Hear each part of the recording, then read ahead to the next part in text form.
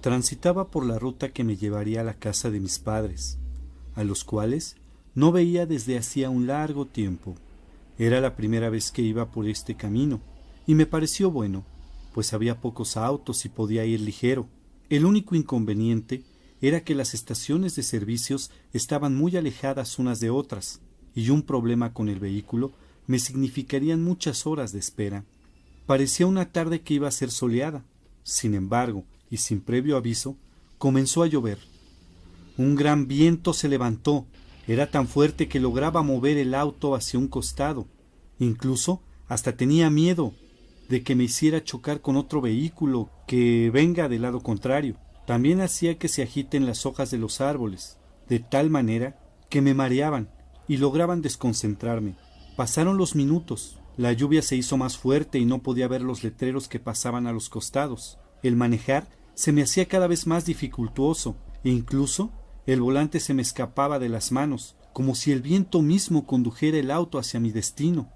El caer de las gotas de lluvia sobre el auto era tan intenso que no me dejaban escuchar ni siquiera el motor.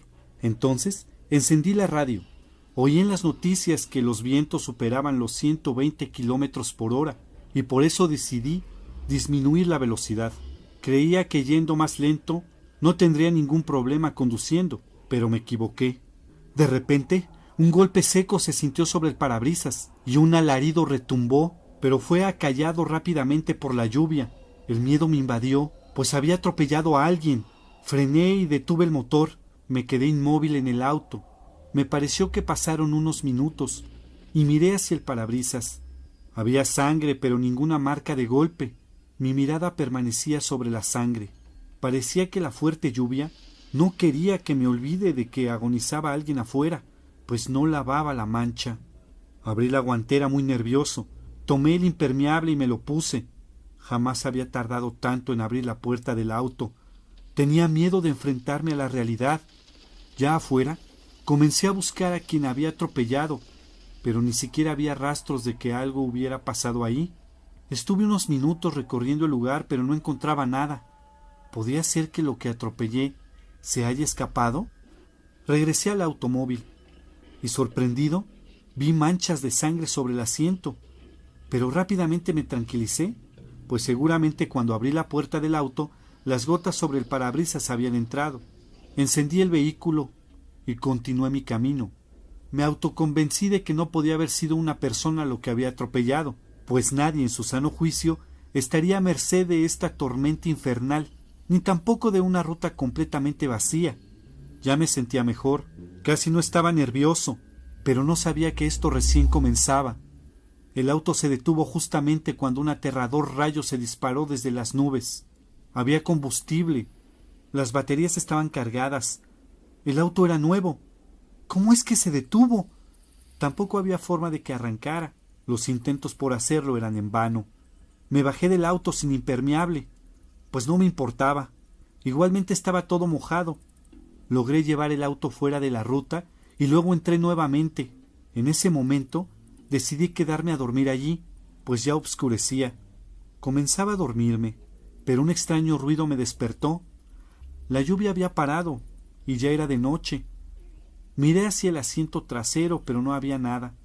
Entonces me quedé atento, esperando otra vez ese ruido. Pasaron varios minutos y nuevamente se repitieron. Estaba desconcertado, me intrigaba saber de dónde provenían los ruidos, y entonces decidí salir del vehículo. Miré el auto desde todos los ángulos.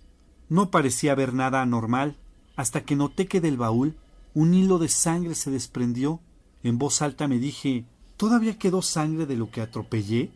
Era imposible, pues la colisión había sido enfrente. Vi algo que se movió dentro del auto y no tuve dudas. Alguien estaba ahí. Abrí el baúl para buscar una hacha que siempre llevaba, pero no se encontraba. Mantuve los ojos abiertos y dirigidos al coche. Nuevamente vi un movimiento en el interior e instantáneamente el corazón comenzó a latirme más fuerte. Tomé un palo del suelo para pegarle a lo que haya dentro del vehículo y, sin esperar, abrí la puerta trasera, pero alguien saltó sobre mí tirándome al suelo. Lo pateé y logré verlo. Tenía el rostro horriblemente desfigurado, pero lo que más me aterró fue que en sus manos sostenía el hacha que me faltaba. Conseguí desprenderme de él y corrí hacia el campo desierto. Llegué al alambrado, pero la desesperación hizo que me quedara enganchado entre sus púas. Intentaba liberarme mientras miraba cómo el maniático se acercaba con el hacha en sus manos. Finalmente me liberé y corriendo de un lado hacia otro, esquivándolo, llegué hasta el auto. Saqué de la caja de herramientas que ahí tenía un martillo grande y me dirigí hacia el sujeto. Me encontraba frente a frente con el maniático, él con su hacha y yo con mi martillo. Estábamos los dos solos, sin nadie a nuestro alrededor.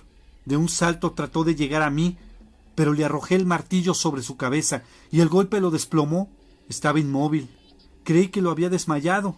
Me acerqué lentamente. Tenía una gran amoratada en su frente. Parecía un hombre de unos 40 años y estaba desfigurado. No era por el choque. Salté cuando vi que sus ojos se abrieron, pero parecía que no podía moverse demasiado. Me quedé observándolo un rato. Esperaba que muriera. Recordé que tenía un recipiente con nafta en el baúl y entonces fui a buscarlo. Pero cuando regresé, el sujeto ya no estaba tirado. Giré y miraba hacia todas partes. Parecía que se había perdido o que se lo había tragado la tierra, hasta que al fin lo vi bajo el auto. Todavía sostenía el hacha en su mano. Sentía el agudo silbido del viento, el cual parecía que aconsejaba deshacerme del tipo.